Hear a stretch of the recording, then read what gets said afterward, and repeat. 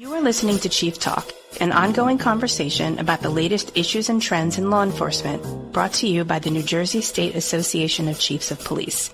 This podcast is moderated by John Zabrowski, past president of the association, and Mitch Sklar, the executive director. Here are John and Mitch. So policing should be different than when you started. The threats are, and then I assume that policing will have to be different 27 years from now, like it was different 27 years ago. So how does the profession, how do the people in the profession keep up with the evolving threats, and how do you all as leaders help evolve the profession? Yeah, no, it's a great question. And I immediately think of the one thing that comes to mind is that Arrive program that we recently started. So we started that down in Cumberland County because we cover 14 municipalities there.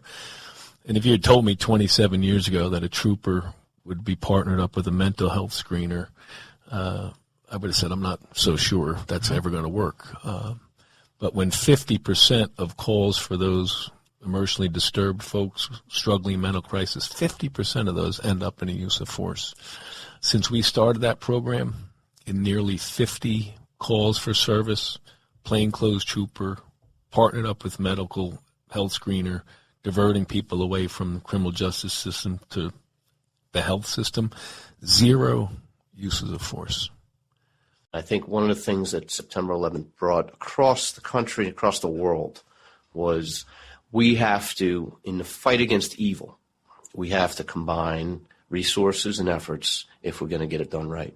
And everyone kind of uses that moment in time as a reminder that, hey, there's no one that's too big or too important that they're going to be ones to do it alone. I want every chief of police that's a member of our association to realize that they can handle whatever comes through the door.